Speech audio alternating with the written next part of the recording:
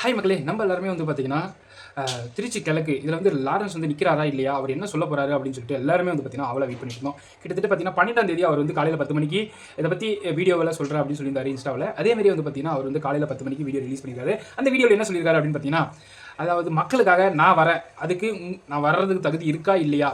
அப்படின்னு சொல்லிட்டு நீங்களே எனக்கு சொல்லுங்க அப்படின்னு சொல்லிட்டு கமெண்ட் பாக்ஸ்ல சொல்லுங்க அப்படின்னு சொல்லிட்டு லாரன்ஸ் வந்து சொல்லியிருக்காரு.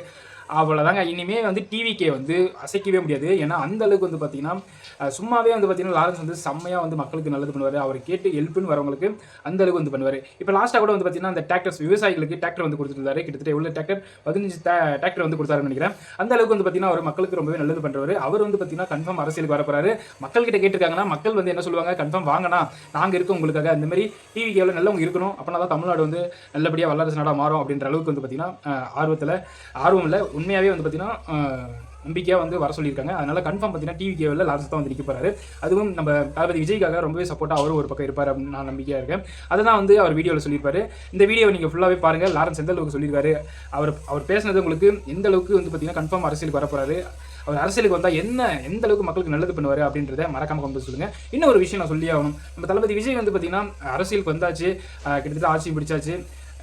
ஒரு மாதம் முடிஞ்சிச்சு. ஒரு மாதத்தில் அவர் என்னென்ன நல்லது பண்ணியிருக்காரு அப்படின்னு சொல்லிட்டு மக்களுக்கு எல்லாருக்குமே தெரியும். கொஞ்சம் அவர் ஏதாவது அவதூறுகள் வந்து அதிகமாக வந்து மக்கள் அதாவது ஆவாத டிஎம்கே வந்து பரப்பிக்கிட்டு இருக்காங்க. அதை கொஞ்சம் ஸ்டாப் பண்ணி வச்சு அது எதுவுமே நம்பாதீங்க. கிட்டத்தட்ட ஒரு 6 மாதத்துக்கு அப்புறம் பாருங்க எப்படி எந்த அளவுக்கு டிவிக்கு ஆச்சு மக்கள் மத்தியில் வந்து சேர்ந்துருக்கு அப்படின்னு சொல்லிட்டு உங்களுக்கே தெரிய வரும். ஓகே, நீங்க லாரன்ஸ் சார் நம்ம என்ன பேசியிருக்காரு அப்படின்னு சொல்லிட்டு அந்த வீடியோவை நீங்க பாருங்க. பார்த்து எல்லாருக்கும் வணக்கம். கடமையை செய், பலனை எதிர்பார்க்காத. என்னடா நம்ம எதுக்கோ எதிர்பார்த்துட்டு இருந்தோம், இது என்ன ஒரு ஸ்லோகம் சொல்றான்னு பாக்குறீங்களா? எந்த விஷயத்துக்காக நீங்க எதிர்பார்த்துட்டு இருக்கீங்களோ அதுக்கு முன்னாடி ஒரு ஸ்லோகம், ஒரு குட்டி கதை. ஏன்னா இந்த வீடியோ முடியும் போது அந்த ஸ்லோகத்துக்கும் அந்த குட்டி கதைக்கும் ஒரு லிங்க் இருக்கு, சரிங்களா? கடமையை செய், பலனை எதிர்பார்க்காத, அதான் அந்த ஸ்லோகம். எனக்கு ரொம்ப பிடிச்சது. என்னடா இது கடமையை செய்ய சொல்றாங்க, பலனை எதிர்பார்க்க வேணான்றாங்களேன்னு நிறைய பேருக்கு அந்த ஸ்லோகம்ல ஒரு டவுட் ஒன்று இருக்கு. வேலை பண்றோம், வேலைக்கு ஏற்ற கூலி எதிர்பார்க்க கூடாதா? இவ்வளவு கஷ்டப்பட்டு உழைக்கிறோம், சம்பளத்தை எதிர்பார்க்க கூடாதா அப்படின்னு. அந்த ஸ்லோகத்துடைய முழு மீனிங் என்னன்னா ஒரு கதையா சொல்லிடுறேன். ஒரு பெரிய வீடு, ஒரு மிகப்பெரிய பணக்காரர். அவர் ரூம் மட்டும் க்ளீன் பண்ணுறதுக்கு 2 ஆட்கள் இருப்பாங்க. ரொம்ப பிடிச்சவங்க 2 பேர் அந்த ரூம் க்ளீன் பண்ணுறதுக்கு வச்சிருக்காரு. மிகப்பெரிய பணக்காரர்.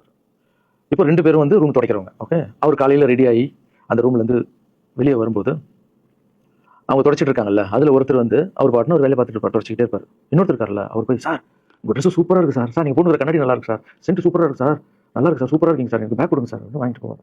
இன்னொரு ஆள் வணக்கம் சார் சொல்லிட்டு வேலையை மட்டும் பார்த்துட்டு இருப்பார். இப்படியே தினமும் நடக்கும். அப்புறம் அந்த ஓனர் வந்து இந்த ஊரை விட்டு வெளியூருக்கு போறாரு. போகும்போது 2 வேலைக்காரங்களும் கூப்பிட்டு ஒருத்தருக்கு வந்து 1 மாதம் சம்பளம் எக்ஸ்ட்ரா, யாரு கூட பேக்லாம் தூக்கிட்டு போய் எப்போ பார்த்தாலும் சூப்பர் சூப்பர் சொன்னார்ல, அவருக்கு 1 மாதம் சம்பளம் எக்ஸ்ட்ரா.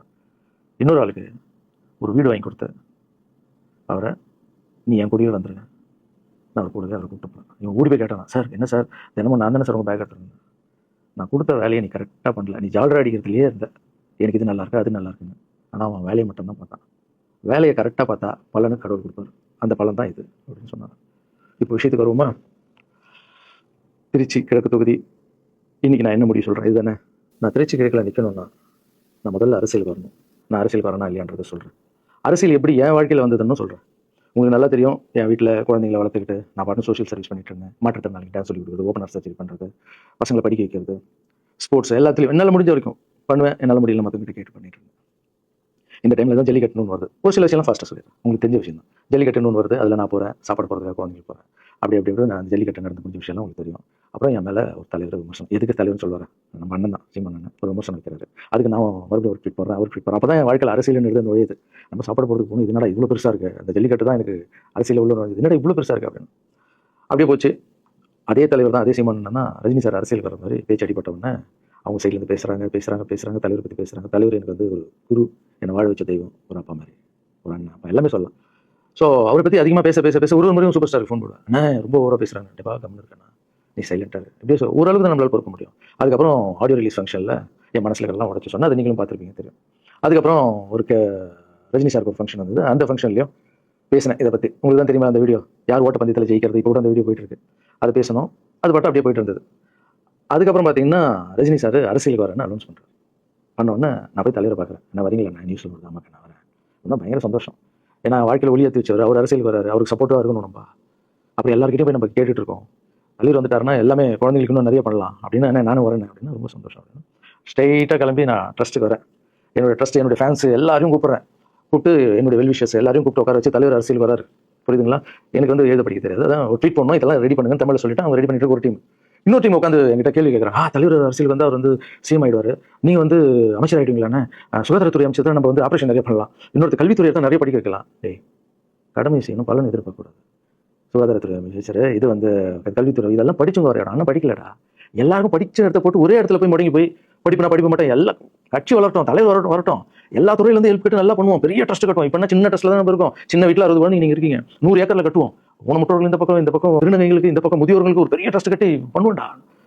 சூப்பர்ண்ணா. இன்னொருத்தர் டக்குன்னு அங்கே அண்ணா நம்மளை எடுத்து பேசிட்டு இருக்காருல்ல சீமான் அண்ணா, அவருக்கு ஆப்போசிட்டாக எடுத்து நில்லுங்கண்ணா. அது அரசியல் இல்லை.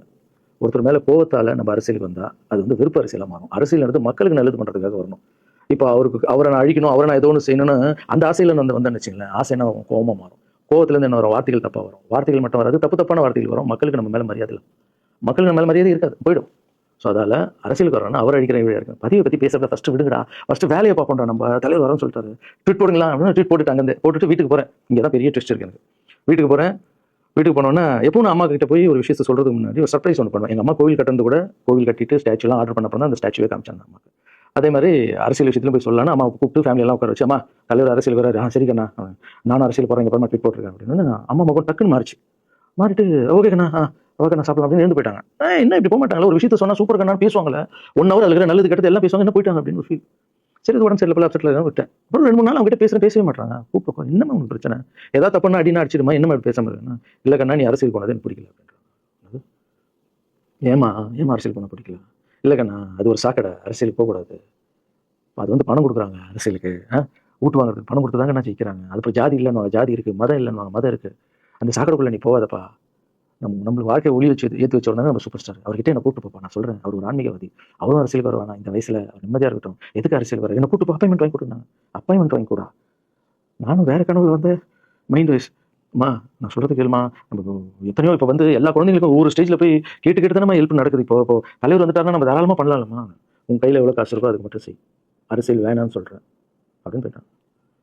அந்த ஃபேஸ் வந்து அதுக்கப்புறம் அடி தான். சரி இந்த உலகத்தில் அம்மா மீறி பண்ணலாம், ஆனால் நான் உருப்பட மாட்டேன். நல்லா தெரியும் இந்த உலகத்துலேயே எனக்கு யாருன்னா எங்கள் அம்மா தான். அது அம்மா இல்லை, எங்கள் கடவுள்னே சொல்ல, நான் எதிர்க்க பார்க்குற கடவுள். சரி அம்மாவுக்கு சொல்லி புரிய வைக்கலாம், என்னடா தலைவர்கிட்ட போய் எப்படி சொல்கிறது, பசங்கிட்ட ஒரு பயங்கர பில்டப் கொடுத்துட்டோம், அது இதுன்னு எல்லாம் வேலை பார்த்துட்டு இருக்காங்க, என்ன பண்ணுறது. அந்த டைமை பார்த்து கொரோனா வருது, ஒரே ஷாக்கு, வெளியே போக முடியாதுன்றாங்க. இல்லைன்னா பிரச்சாரம் பண்ண வெளியே போக முடியாது, தலைவருக்கு உடம்பு சரியில்லாமல் போகுது, ஹைதராபாத் ஷூட்டிங் பண்ணுறாரு, உடம்பு முடியல, அப்படியே எல்லாமே கொலாப்ஸ் ஆகுது. அப்புறம் தலைவர் அனௌன்ஸ் பண்ணுறாரு நான் அரசியலுக்கு வரல, டாக்டர்ஸ் வந்து போகக்கூடாதுன்னு சொல்லிட்டாங்க. கொரோனா டைமில் நம்ம வந்து பிரச்சாரம் போக முடியாது, அது காரணம் சொன்னார், உங்களுக்கு எல்லாருக்கும் தெரியும். ஆவலாக தான் தலைமையில் கை வச்சு உட்காந்துட்டோம். நான் ட்ரஸ்ட்டில் இருக்கிற குழந்தைங்க மற்ற எல்லாரும் என்னென்னு நினச்சி ஒர்க் பண்ணிட்டு இருந்தாலும் எல்லாரும் அப்செட்டில் உட்காந்துருக்கோம்.